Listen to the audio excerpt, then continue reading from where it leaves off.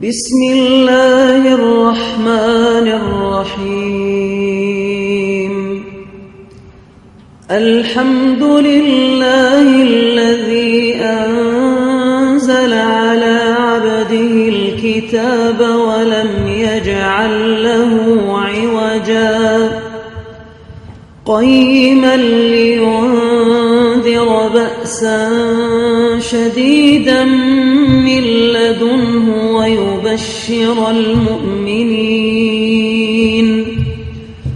ويبشر المؤمنين الذين يعملون الصالحات أن لهم أجرا حسنا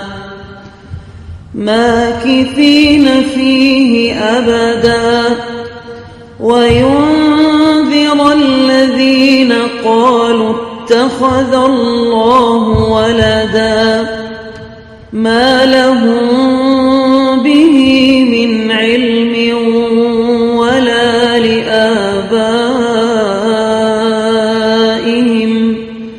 كبرت كلمة تخرج من أفواههم إن يقولون إلا كذبا فلعلك باخع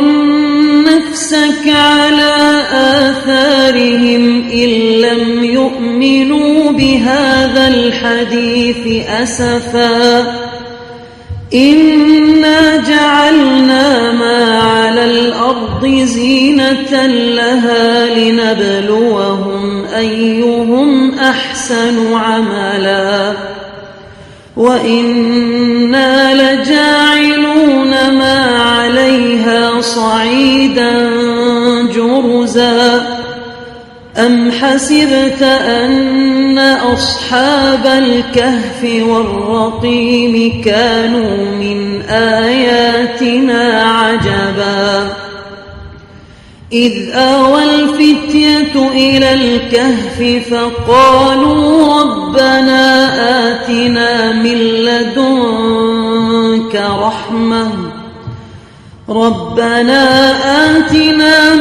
لدنك رحمة